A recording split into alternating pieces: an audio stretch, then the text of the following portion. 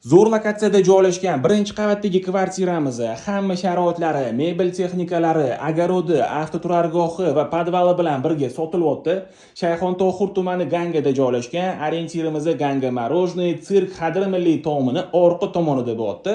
4 qavatli uyi birinchi qavatida joylashgan, 3 xona 78 kvadrat metrdan iborat. Hozir men sizlarga kiraverishimizdan boshlab uyimizni planirovkasini ko'rsatib o'taman. Bu yerda kiraverish faqat eshigimizda joylashgan, kirishimiz bilan koridor, hamma xonalarimizga ko'rib turganingizdek, faqat koridor orqali kiriladi. Uyimizga kirishimiz bilan o'ng tomonimizga shunaqa stroyniy mebel yasattirilgan. Aynan mana shu koridorimizning o'ziga domofon o'rnatilgan. Hozir aytib o'tganimdek, uyimizning hamma mebel texnikalari qoladi, hech narsa olib chiqib ketilmaydi.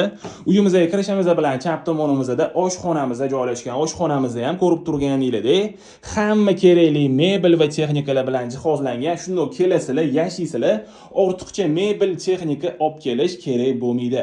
Bu yerda bo'lsa balkonimizda joylashgan, joy egalari tomonidan oshxonamiz balkonga qo'shib yuborilgan. Bu yer tomonda ovqat tayyorlangan taqdirda mana shu joyimizning o'ziga stol qilib ovqatlanib o'tiradigan joy qilib qo'ysanglar bo'ladi. Balkonimiz va zalimizning oralig'iga shunaqa akva eshik o'rnatilgan. Uyimizning eski romlari sifatli romlarga, eski batareykalari bo'lsa, sifatli radiatorlarga almashtirilgan. Sifatli romlar bilan birgalikda xavfsizlik panjaralarigacha o'rnatilgan. Uyimizda gaz, svet, suv, kanalizatsiya, internet, kabelli televideniya hamma sharoitlari bor. Uyimizda chiroyli qilib ta'mirlangan, devorlarimizga sifatli mo'yshi aboylar yopishtirilgan. Bu yerda bo'lsa zalimizda joylashgan, zalimizning bir qismi shunaqa chiroyli qilib divanli zona qilingan. Uyimizda tayyor shunaqa chiroyli gilamlar, lyustralar va pardalar bilan jihozlangan. Balkonimizning o'ziga bo'lsa, bu yerdan ham chiqsa bo'ladi, balkonimizga elektronniy tepli pol qilingan ekan. Uyimizning pol qismiga chiroyli qilib laminat, sanujolimizga bo'lsa kafel ishlatilgan. Uyimizning hamma xonalarida shunaqa sifatli eshiklarni ham ko'rishingiz mumkin. Uyimizda yashash uchun tayyor holatda.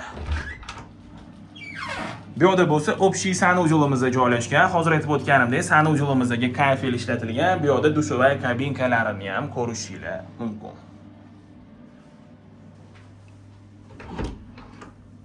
Bu yerda bo'lsa родительская spalnyamizda joylashgan. Mana shu xonamizdagi mebel texnikalar ham hammasi qoladi.